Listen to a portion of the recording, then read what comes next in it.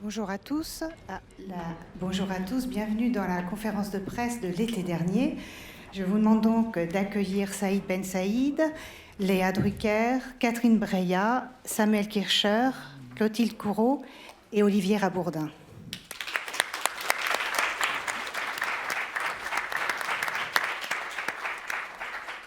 Et tout de suite, j'ai une question pour Catherine Breillat. Ce film, c'est une proposition que Saïd Ben Saïd est venu vous faire. Et je voulais savoir, qu'est-ce que dans cette histoire, cette proposition, qu'est-ce qui a fait que vous avez décidé justement de faire ce film? D'abord, je sais très bien que je fais des commandes de ce que je veux, que je les tords, que je les distors et que je les ramène à moi. Ensuite, il y avait un dispositif scénaristique impressionnant et parfait qui est la scène du mensonge. Je considérais que ce dispositif était tellement magnifique et que je voulais l'utiliser. Ensuite, il y avait un adolescent, et comme vous savez, l'adolescence, c'est ma passion. Et une femme qui était à la fois énigmatique avec un... Non, ça c'est moi qui l'ai fait par contre. Oui. C'est le changement avec l'original, c'est qu'effectivement le rôle est... C'est plus une prédatrice, c'est beaucoup plus... Il y a un éventail de choses et de jeux beaucoup plus impressionnants. Encore fallait-il le rendre. Oui, et on peut constater effectivement que Léa Drucker est l'axe, enfin le personnage de Léa Drucker est l'axe de ce film.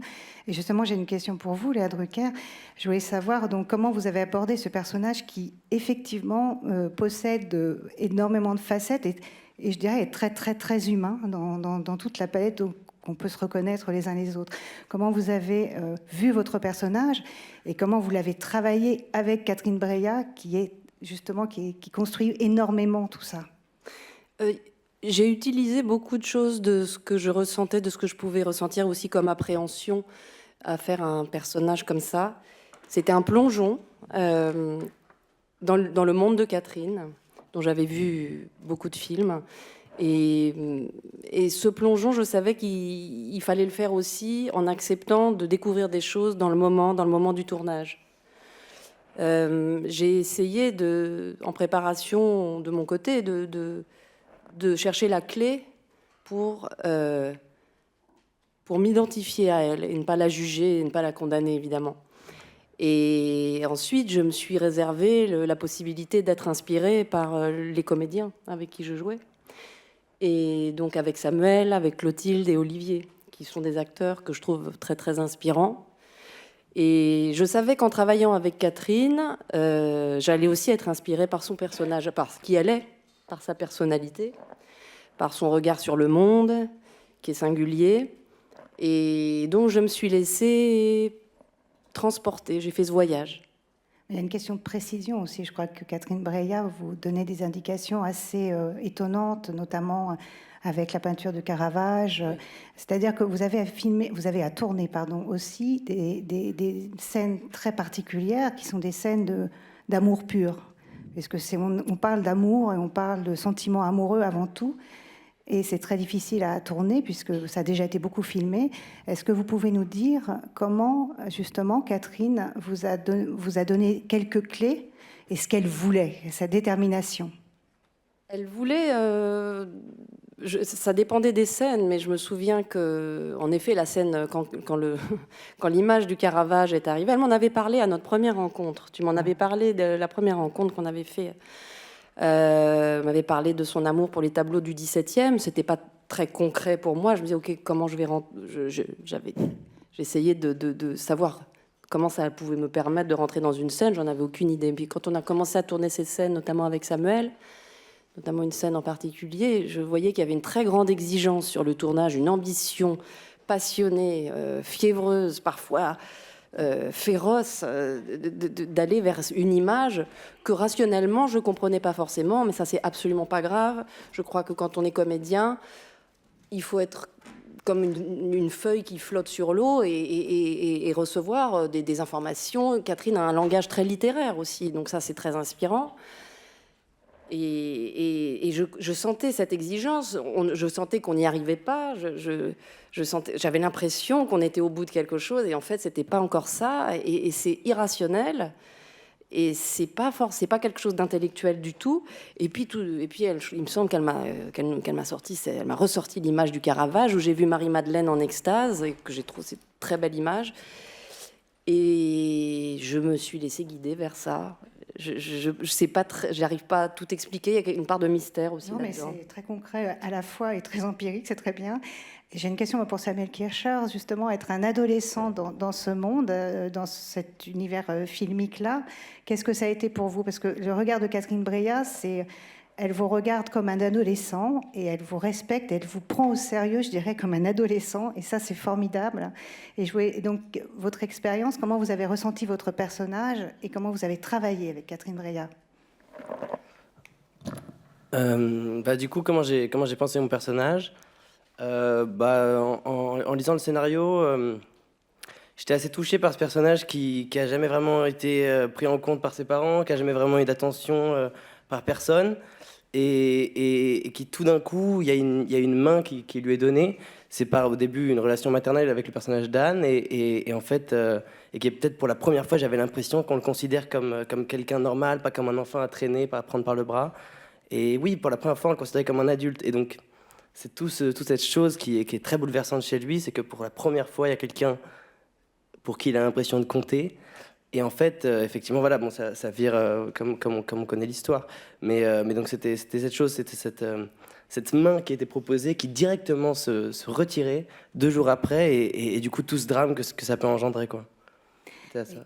Et au milieu, entre vous, je dirais, il y a le personnage d'Olivier Rabourdin qui est un personnage très délicat, et pareil, je pense au travail de Catherine Breillat, très délicat à mettre en scène, parce qu'il faut qu'il existe au milieu de ces deux forces-là. Et il y a une espèce et il y va, mais très tranquillement. De toute façon, tout le film est aussi une grande histoire de rythme. Et je voulais savoir, Olivier Rabourdin, est-ce que vous pouvez nous parler de ce personnage de Pierre, qui est un homme qui est devant quelque chose dont il ne comprend rien, mais il doit y aller quand même. Oui, c'est un personnage que j'ai abordé, en fait, d'abord, totalement, exactement comme disait Léa, comme une feuille sur l'eau, c'est-à-dire en essayant de suivre la pensée de Catherine et être dans son rythme et dans son désir, et sur lequel je l'ai joué sans jamais avoir une once de jugement ou une once de regard moral dessus. Après, ce que j'en pense après coup, au fond, n'a aucune importance parce que ça n'a eu aucune incidence sur le travail. Ouais, je pense que c'est un homme qui fait une chose épouvantable en réalité, c'est-à-dire le choix qu'il fait, il rétablit l'ordre dans la famille en sacrifiant le plus faible. Je dirais qu'il y a un sens politique aussi à ça, mais ça, c'est personnel. Voilà. Et c'est la grandeur du film, c'est-à-dire que quand on voit le film, on peut y trouver de nombreuses interprétations, et elles sont toutes extrêmement intéressantes. Et je voulais aussi poser une question à Clotilde Courreau, qui est un personnage très coloré, très vivant, très énergique, et qui arrive avec une autre énergie, qui donc joue la sœur du personnage joué par Léa Drucker, et qui vient de temps en temps comme ça souffler une vie très différente à toute cette famille. Et justement, comment vous aussi, vous avez travaillé avec Catherine Breillat, comment vous l'avez abordé ce rôle? J'ai remis ma matière, ma palette des émotions. Je l'ai remis à Catherine. Et Catherine m'a guidée. Et j'ai eu une sœur formidable qui était Léa. Quand parfois Catherine, dans son exigence, dans la volonté de faire ce film et d'écrire, et parfois d'être aussi, comme tout artiste, ne pas arriver à ce qu'elle voulait. Donc j'avais une sœur et je me suis laissée totalement guider par cette femme extraordinaire qu'est Catherine. C'était une très grande aventure. Et justement, cette aventure, Catherine Breillat, ce qui est très très beau, c'est que vous traitez d'un sujet très complexe, avec 1000 nuances, mais avec une très grande clarté. Je pense que le fait que vous choisissiez l'été, c'est quelque chose aussi qui joue avec ça. Est-ce que vous pouvez nous parler du traitement, de cette clarté, du traitement de la lumière, de vos choix, pour justement aborder ce sujet très délicat? Oui, mais vous savez, il y a 3 creusets pour faire un film. Bon, il y a le scénario, et là, on a quand même tout le temps de le travailler. Et il y a le tournage. Le tournage, on prend à bras le corps la matière. Moi, je dis souvent, on met dans le bain de chaud. Mais j'avais toujours envie de dire quelque chose de plus que Clotilde. Je crois qu'on rentre aussi dans le personnage au préalable par les costumes. Oui. C'est la première chose. Clotilde, quand je l'ai habillée déjà très rock'n'roll, très colorée, ça donne déjà quelque chose d'autre par rapport à sa sœur. Une espèce de dynamique, justement. D'ailleurs, j'avais choisi un salon de coiffure très Almodovar, qui est exactement le contraire du côté plus feutré, avec des couleurs plus harmonieuses, qui était l'univers de sa sœur. Je pense que aussi, Léa, le costume, ça fait beaucoup. Mais c'est artisanal, un film. Il y a un moment, on est là, il faut tourner. Il y a le scénario, il y a les phrases, mais il y a l'incarnation. Une fois que les acteurs sont choisis, le film, c'est ce film-là. Ça sera elle, ça ne sera pas personne d'autre. Et tout d'un coup, il faut même qu'on ne puisse plus envisager que ça puisse être quelqu'un d'autre, tellement c'est extraordinaire et que ça ne peut être personne d'autre. Pareil pour Samuel, pareil pour Clotilde et pareil pour Olivier. À un moment, il faut que la mayonnaise prenne et que les scènes, tout d'un coup, on les mène avec du rythme aussi. Il y a les intuitions du moment. Des intuitions du moment où tout d'un coup, je trouve que la scène doit être très froide, très dure, où tout d'un coup, ça m'ennuie. Je me dis non, ça m'ennuie. Si ça m'ennuie, je me fais confiance. C'est qu'il faut faire autre chose. Et je pense que les dialogues aussi, il faut toujours se poser la question à chaque fois, est-ce qu'on les dit comme une vérité? Est-ce que cette phrase est un mensonge pour le lecteur, comment il va le jouer, ou un mensonge qu'il se fait à lui-même? Et c'est ça qui donne de la profondeur, de la densité aux personnages, qui changent les sens et même des fois à leur insu. Par exemple, je pense que quand Samuel et Léa tombent amoureux, comment dire, c'est complètement à leur insu au début. Ils sont juste, il y a une espèce de bonheur ensemble, une sorte de griserie qui s'installe, mais ils n'analysent pas du tout ce qui va se passer. C'est pour ça qu'elle n'est pas une prédatrice réellement. C'est autre chose. Oui, c'est un film sur la surprise, qui est au début une surprise magnifique et qui est aussi une surprise terrible. Et vous parliez des costumes, la façon dont Léa est habillée, y compris les chaussures, pousse à se tenir d'une certaine manière et effectivement a forcément une signification. Est-ce que vous pouvez nous parler, Léa, de ce rapport au costume et comment vous l'avez vécu, y compris la coiffure, parce que la blondeur n'est même pas la même que celle qu'on vous connaît habituellement. Oui, c'est la porte d'entrée de l'incarnation de ce personnage. Pour moi, c'est effectivement même aux essayages costumes, où j'ai déjà senti l'exigence de Catherine au millimètre de jupe, de couture, c'était pas une exigence qui pouvait être désuète. Je voyais bien que c'était quelque chose qui ressemblait à son exigence de cinéma. Le travail qui a été fait sur les costumes m'a permis de rentrer dans le personnage, puisque ça m'a obligée à me tenir avec des robes extrêmement près du corps, moulantes, et de devenir une femme sensuelle, très sexuée. Sans doute quelque chose que je n'avais pas fait tellement jusqu'ici. C'est un nouveau chapitre et ça m'a permis de rentrer dans cette histoire de séduction. Alors j'ai moi-même transgressé quelque chose de moi pour aller vers cette femme. Et j'aurais pu tout à fait, pendant les essayages, dire mais je sais pas, je vais pas être à l'aise ou des choses comme ça. Mais ça faisait partie de mes peurs et de mes appréhensions. Et je me suis dit, il faut vraiment que je les surmonte, sinon on va pas réussir à raconter cette histoire.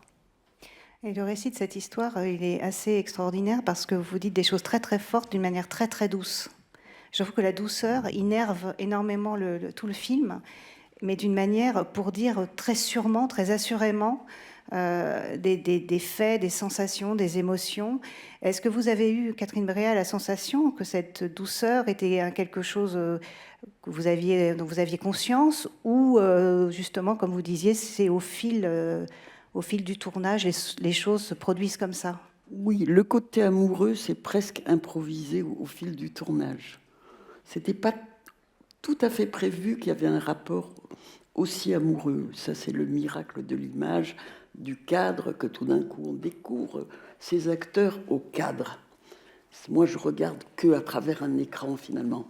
Les acteurs sont des êtres de lumière, pour que tout d'un coup, il se transfigure et rentre dans mes rêves, dans mes fantasmes et dans un film, il faut que je les voie au cadre. Je les découvre tels qu'ils sont, mais en fait, non, la caméra et la lumière, c'est une chose impressionnante.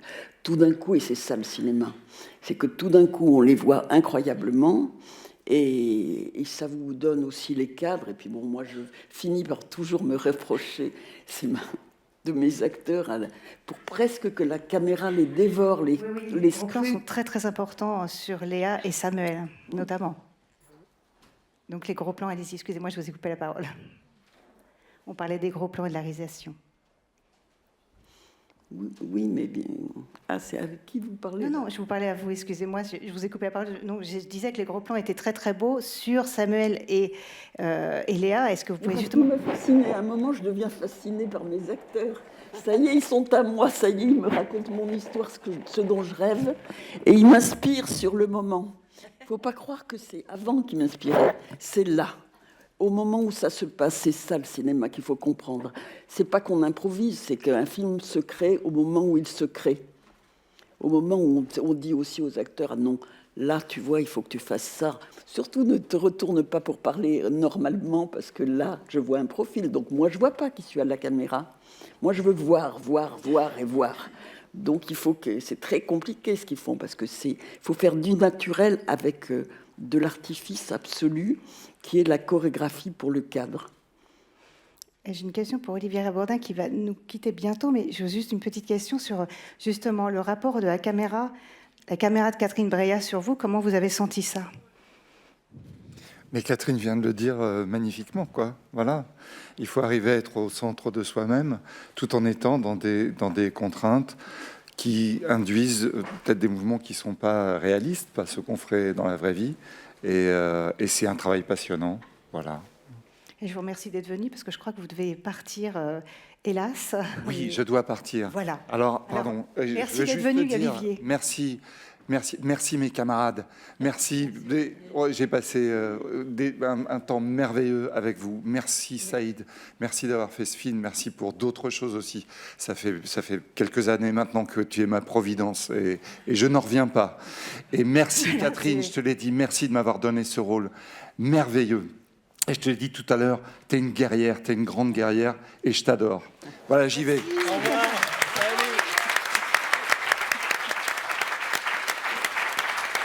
Alors, je crois que nous avons une question.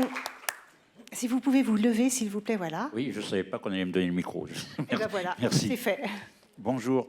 Alors moi, j'ai tout d'abord une question pour Catherine, pour savoir justement pourquoi avoir choisi que le personnage de Léa soit dans ce milieu, parce que c'est vrai que c'est un milieu particulier. Elle est elle-même confrontée à des problématiques de personnes autour d'elle, et donc elle défend tout ça et elle les aide. Donc pourquoi avoir choisi ce milieu? Et puis une question à Clotilde Courreau. Comment faites-vous pour choisir vos rôles, puisqu'on sait la vie que vous avez? Donc, comment vous arrivez à conjuguer la vie personnelle et la vie professionnelle? C'est avec plaisir à chaque fois qu'on vous a vu, qu'on vous revoit au cinéma. Et bravo à Léa pour cette performance exceptionnelle. Est-ce que je réponds d'abord alors? Allez-y, Catherine. Bon, alors, le fait qu'elle soit avocate pénaliste, il y avait donc, là, il y a quand même un remake. Et ce dispositif scénaristique était déjà dans le film danois, utilisé peut-être autrement.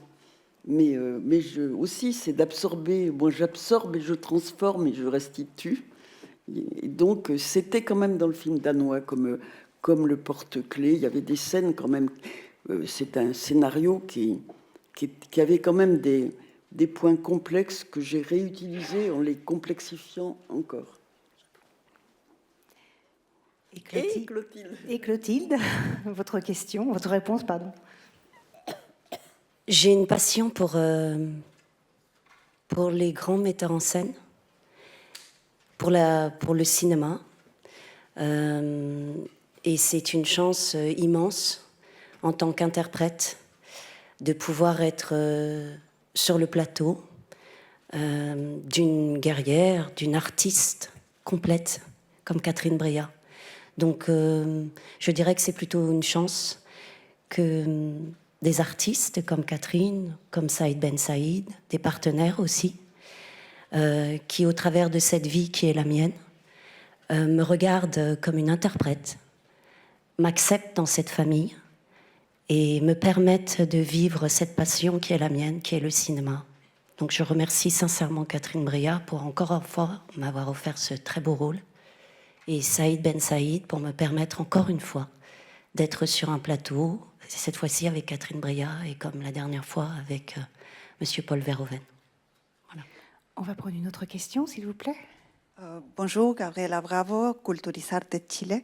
Ma question est pour Léa Drucker. Votre personnage, au moins de mon interprétation, c'est une transclasse. On voit sa sœur qu'elle travaille dans un salon de coiffure et pour les ongles aussi. Et vous avez évolué.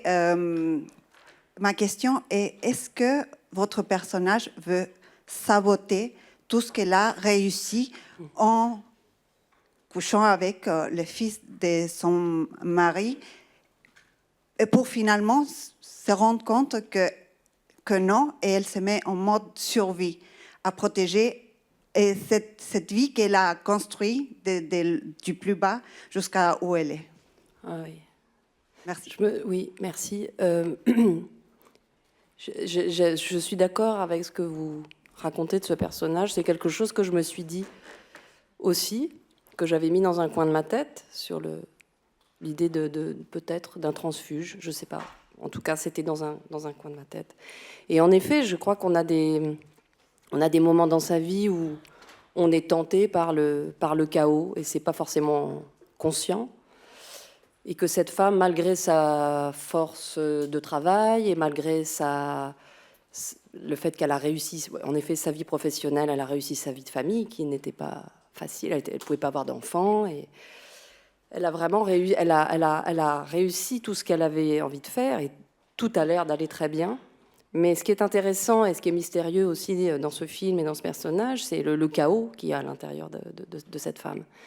Il y a un tourment profond qui est en effet pas tout à fait révélé, mais on peut imaginer un traumatisme du passé qui fait qu'il peut y avoir des moments dans sa vie, même quand on a l'âge qu'elle a, où on a envie de rejouer les dés, et que les dés tombent mieux que quand son départ elle a pris un mauvais départ, je crois, dans sa vie personnelle, dans sa vie de femme. Et donc, il y a sans doute une pulsion inconsciente de faire voler en éclats tout ce cadre bourgeois dans lequel elle est confortablement installée. C'est une tentation, et on le dit, il y a cette phrase dans le film, là, sur la tentation irrépressible de la chute. Et je trouve que c'est une très belle phrase, et qu'elle nous concerne un peu tous, que ça me paraît assez universel. Après, est-ce qu'on va vers cette chute ou pas? Est-ce qu'on ose y aller? C'est tentant, parce que c'est un vertige, et que ça va... Je pense que ça se joue dans beaucoup de vies. Et moi, ça m'intéressait C'est des choses, d'ailleurs, que j'ai apprises au moment où je les tournais, que j'ai comprises parfois au moment où je les tournais. Comme quoi, ce qui est beau dans le cinéma, c'est quand c'est suffisamment mystérieux pour qu'on puisse s'en faire des interprétations au tournage et même au visionnage. Je continue encore d'ouvrir des tiroirs. Alors ça, c'est génial quand le cinéma permet ça, je trouve. Et moi, j'aimerais beaucoup tourner beaucoup de films comme ça, qui soulèvent toutes ces questions. Ça va venir. Une autre question, allez-y. Alors bonjour. Alors moi j'ai une question pour vous Samuel et Léa. Comment avez-vous appréhendé le tournage donc de certaines scènes, surtout les scènes d'amour qui sont une partie aussi importante du film, et avec un comédien ou une comédienne d'âge et d'expérience si différentes, surtout vous Samuel, d'aborder un sujet si tabou à travers votre personnage?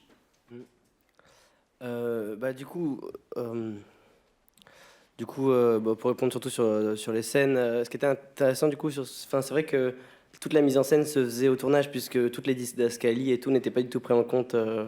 C'est ça qui était intéressant. Ce que je veux dire, c'est que c'était vraiment très, très orchestré. Vous voyez, presque une chorégraphie, quoi. Et puis, il y avait plein de gens et tout. Mais c'est vrai qu'effectivement, moi, j'avais un peu le trac au début. Je me demandais comment ça pouvait se passer. Et puis, j'étais très rassuré. Catherine, elle m'appelait avant ces scènes, elle m'appelait après ces scènes. Je veux dire, à aucun moment on est nus et tout.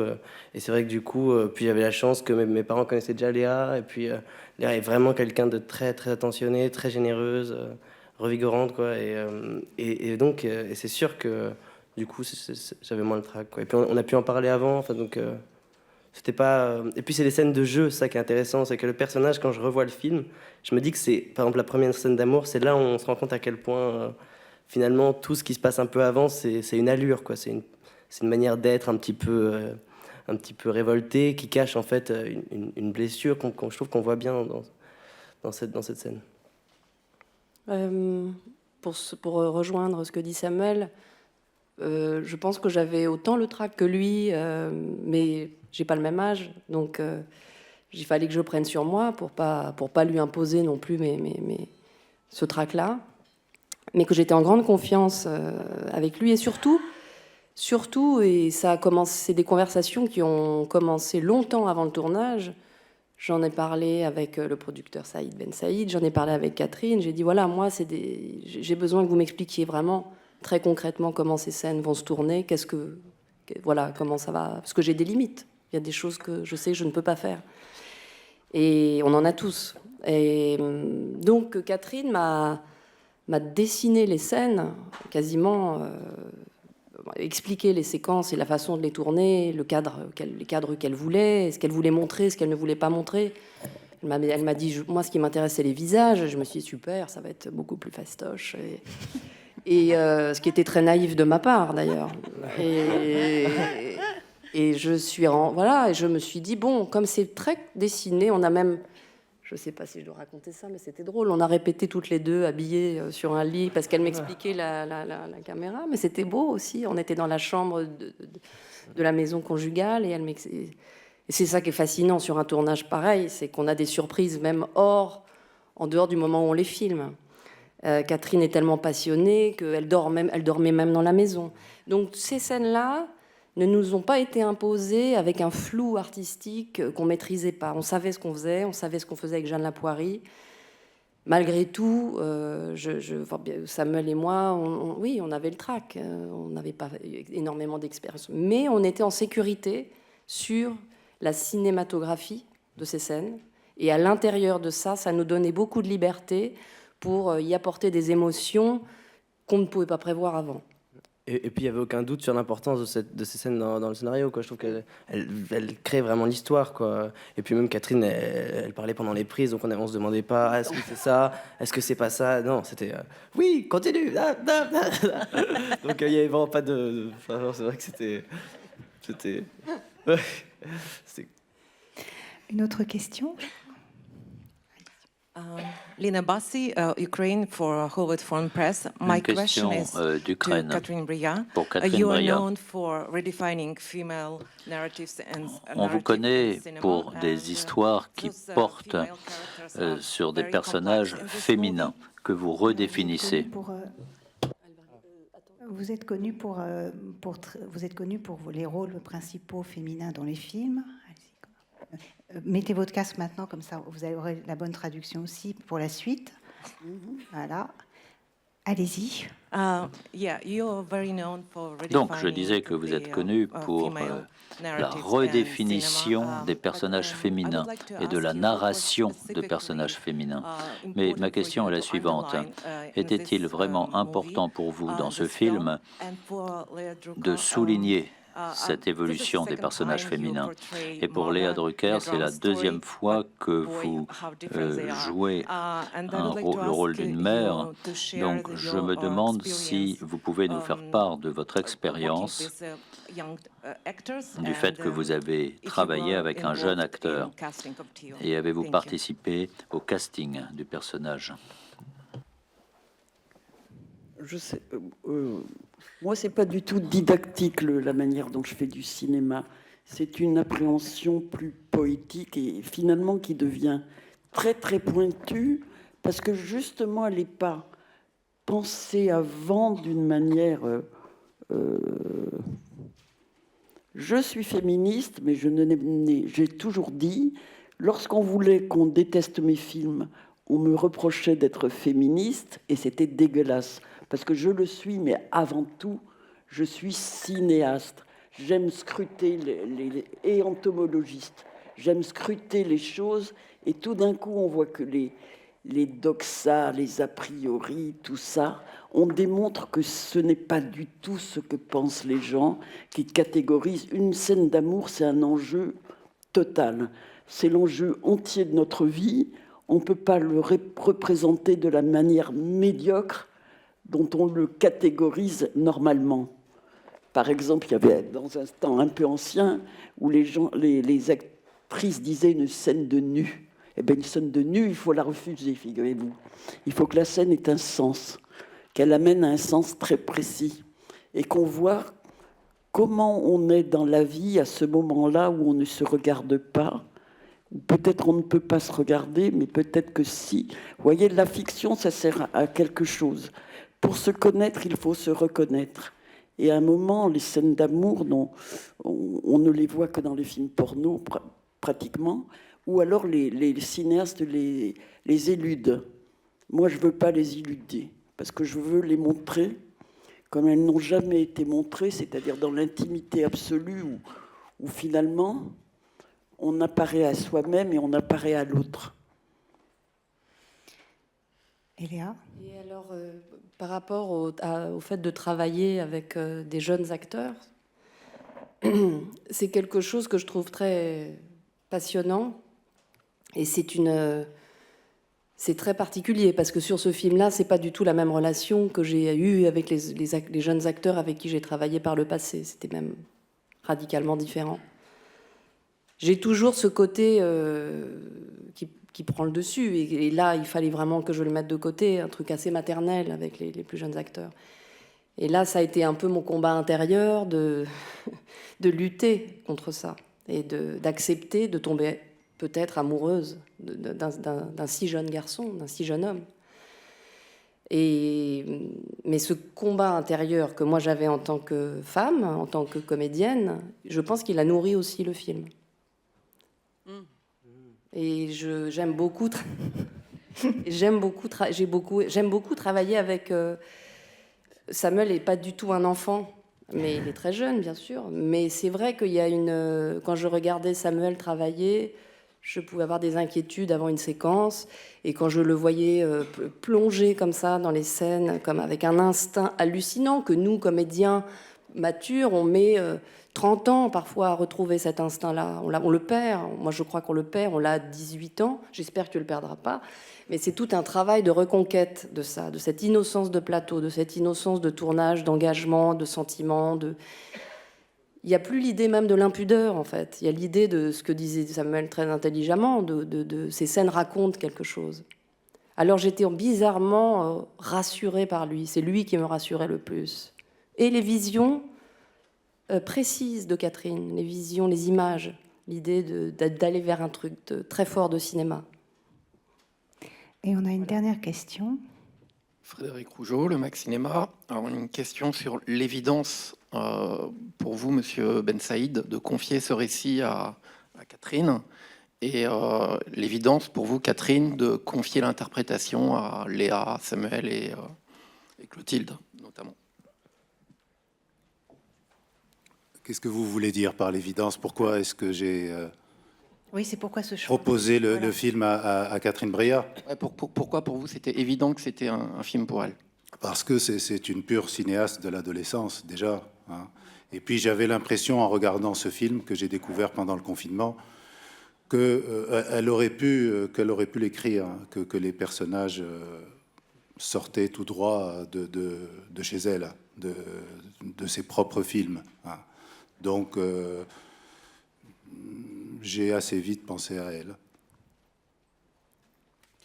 Et Catherine, le choix, justement, il revenait sur le choix des acteurs. Vous en avez un peu parlé, mais si on peut conclure avec ça, ce que vous pourriez dire sur les acteurs, vos acteurs. Mais c'est curieux, mais c'est toujours comme ça, les films.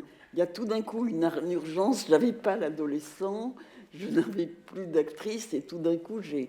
Mais c'est ça le miracle des films, c'est que ce qui arrive est toujours ce qu'il fallait. Et donc il y a le miracle, c'est que Léa a accepté le film, elle est venue me voir et en la voyant, j'ai compris que c'était elle, Anne, parce que déjà elle avait le côté que je pouvais bergmanien pour faire l'avocate, et elle était crédible. Et par ailleurs, je pouvais l'entraîner vers autre chose. Et puis après, ça se fait sur le tournage. On s'empare de ces acteurs et ils s'emparent de vous. Ils vous hantent la nuit. On se dit, mais non, puis ça, je pourrais l'obtenir d'elle. Donc on invente autre chose pendant la nuit. Et je fais des petites corrections que j'amène le matin. Mais c'est magnifique. J'imagine. Et puis on se délecte à tourner. C'est un tel plaisir. Parce que moi, j'improvise rien. Mais créer, c'est peut-être un peu improvisé, mais ce n'est pas improvisé. C'est comme quand on écrit. Quand on écrit et qu'on écrit 10 pages d'affilée, il y a une sorte de transe. On rentre dans l'univers de l'écriture, on fait tous les personnages, on imagine déjà. Et quand on filme, c'est pareil. Tout d'un coup, on est devant le fait. La première fois où j'ai filmé Samuel en gros plan à côté de... J'ai compris. Parce que mon assistante me disait, on aimerait être à la place de Léa. Alors là, j'ai compris que c'était gagné, figurez-vous. Alors que je ne savais pas comment faire. Mais il y avait cette espèce de plaisir. Si le spectateur a envie d'être à sa place, mais c'est ça qu'il faut, que le spectateur ait envie d'être à sa place. Je vous remercie beaucoup. Ici s'achève donc cette conférence de presse avec ce film magnifique l'été dernier, qui est vraiment un des plus beaux films du monde. Merci.